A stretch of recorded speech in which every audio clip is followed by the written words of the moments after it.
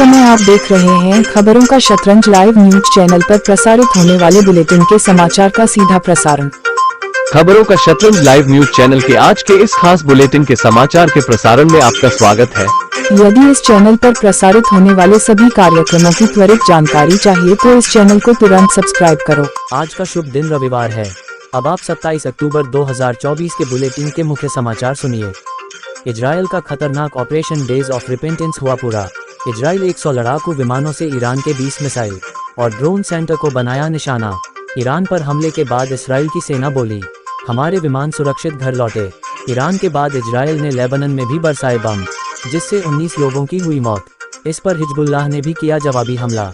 Israel और Iran के बीच बढ़ते तनाव को देखते हुए लगता है कि मिडिल ईस्ट में युद्ध का तांडव मच सकता है। जब अमेरिका सहित पश्चिमी देशों ने दिखाई ईरान को आंख, तो मुस्लिम देश इजराइल द्वारा ईरान पर किए गए हमले की निंदा करते हुए एकजुट हुए। हरियाणा में तैनात एक IPS अधिकारी पर यौन शोषण जैसे गंभीर आरोप लगाने वाला एक पत्र सोशल मीडिया पर वायरल हो रहा है। कहा जा रहा है कि यह लेटर 7 महिला पुलिस कर्मियों ने हरियाणा के मुख्यमंत्री नायब सिंह सैनी, ADGP समेत कई अफसरों और मीडिया को भेजा है।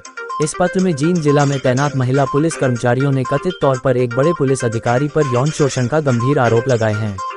विमानों में बम होने की धमकी मिलने पर केंद्र सरकार की एडवाइजरी। कहा, झूठी जानकारी रोकने की जिम्मेदारी सोशल मीडिया प्लेटफॉर्म्स की है। अब तक 33 विमानों को धमकी मिल चुकी है। पुणे में छात्रों के साथ बातचीत के दौरान भारत चीन की सीमा पर हुए समझौते पर विदेश मंत्री S जयशंकर बोले, भारत चीन सीमा पर 2 वजहों से समझौता हुआ। पहला, हम अपने नीति पर अड़े रहे, सेना अपने जगह पर डटी रही, इसी वजह से हमारी कूटनीति काम आई। और दूसरा, हमने सीमा पर अपना इंफ्रास्ट्रक्चर बेहतर किया। अमेरिका का भारत और पाकिस्तान के साथ संबंध के जवाब में विदेश मंत्री S जयशंकर बोले, पहले अमेरिकी राष्ट्रपति भारत और पाकिस्तान के साथ एक जैसा व्यवहार करते थे, लेकिन अब परिस्थितियां बदल चुकी हैं। अब उन्हें समझ में आ गया है कि भारत के साथ रहने में ही फायदा है। आगे और ज्यादा दोनों देशों के रिश्ते बेहतर होंगे। असम राइफल्स ने अपने बयान में बताया कि मणिपुर में पिछले 1 साल में 1480 हथियार हुए बरामद तथा 426 इंटेलिजेंस ऑपरेशंस में करीब 130 बनकर किए तबाह। भारत के मुख्य न्यायाधीश DY चंद्रचूड़ ने कॉलेजियम प्रणाली पर कहा कि हर संस्थान में सुधार किया जा सकता है, लेकिन इससे यह मतलब नहीं होना चाहिए कि इसमें कुछ बुनियादी तौर पर खामियां हैं। मेक्सिको में हुआ भीषण सड़क हादसा।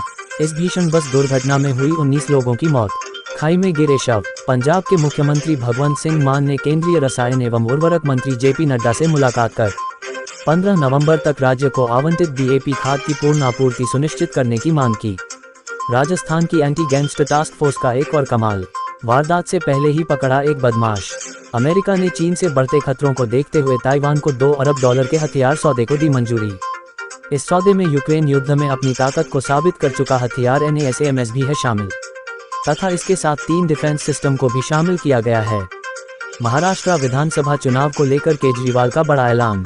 महाराष्ट्र में आम आदमी पार्टी नहीं लड़ेगी विधानसभा चुनाव, महाविकास आघाड़ी को देगी अपना समर्थन।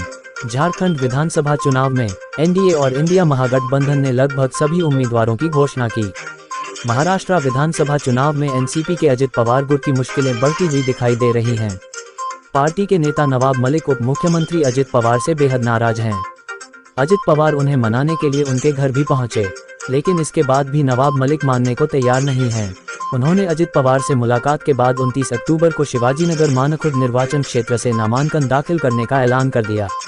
केंद्रीय गृह मंत्री अमित शाह आज पश्चिम बंगाल के पेट्रापोल में एक यात्री टर्मिनल भवन और एक मैत्री द्वार का उद्घाटन करेंगे।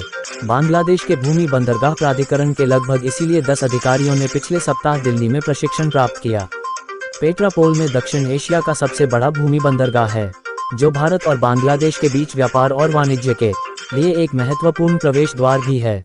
मौसम विभाग के अनुसार राजस्थान में दीपावली तक सुहाना रहेगा मौसम। त्योहार के बाद कम होगा तापमान तथा बढ़ेगी सर्दी।